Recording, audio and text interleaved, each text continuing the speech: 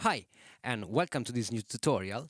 And this will be a real quick one and came out from a question I've read on Facebook, I think, um, some days ago.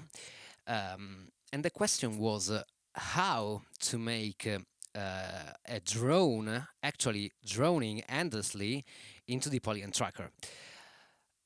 I know many of you know that, but it's clear that maybe some new user doesn't have this information. So I decided to make this quick video on the topic.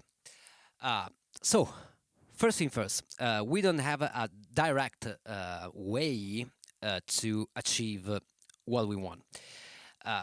Just because in the sequencer, on the chance effects, we have a percentage, but we don't have the option to tell the sequencer, okay, play the sample only the first time or the second time only, and stuff like that. This is an option, by the way, that is contained on the electron sequencer.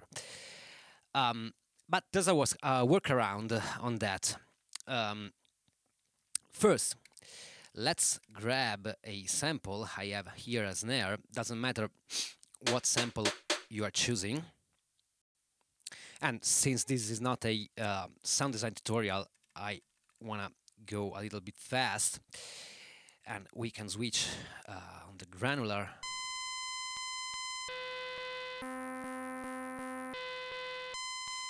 So we can choose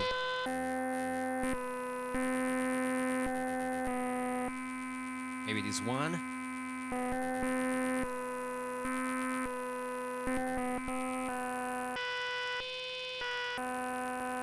Yeah, this little section here. Let's try. Maybe on ping pong is a little bit clean. Okay, let's try with that. So we wanna have our drone lower, maybe also on C0. Let's try C1. Let's go on C0. I like more. So let's work a little bit on that.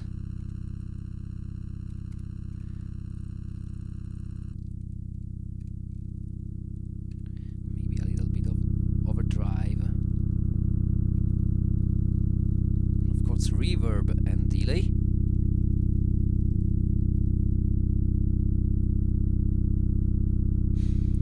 Maybe we can also move a little bit the cutoff.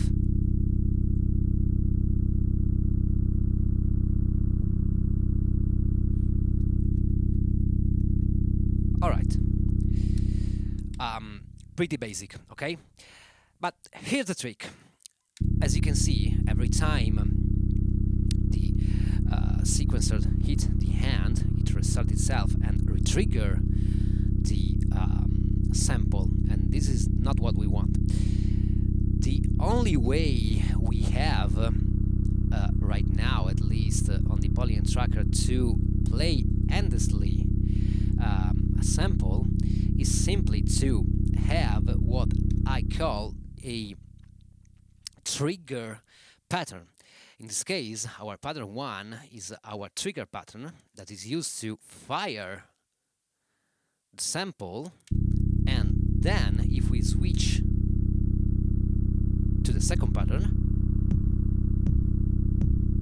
it plays endlessly. And I add here a kick,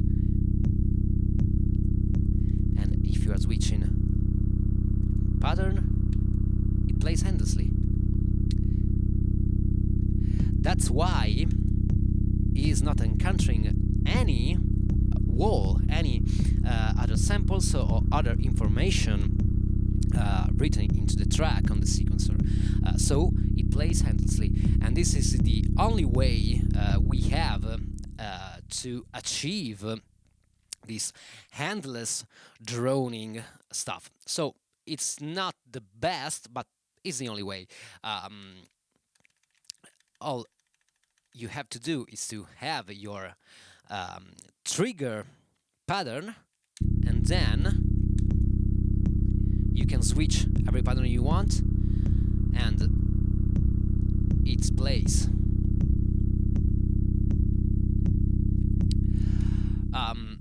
There's one thing to pay attention on this side, because if you are using the perform mode, be sure to leave out the trigger track. That's because if you are firing, for instance, the sample playback and you are reverse the playback, it reverses, but when you put in on a normal stage, it stops play, because these effects are strictly related with the sequencer. Another little thing you have to remember, it's when you are triggering in the first place your sample, then switch tracks, it plays, but if you stop and you are not on the triggering pattern, it doesn't play anymore. It's obvious, because there's nothing there. So every time you stop the sequencer, you have to go back to the trigger pattern, fire it, and then switch on the pattern you want. Basically, this is it. It's a really simple technique, and I try to show you in the quick and the best way possible as I can. If you want, check my Gumroad page. You can find here samples and free stuff, the tutorial stuff, and more. And thank you for watching, and I hope this will be useful for you, and see you next time. Bye!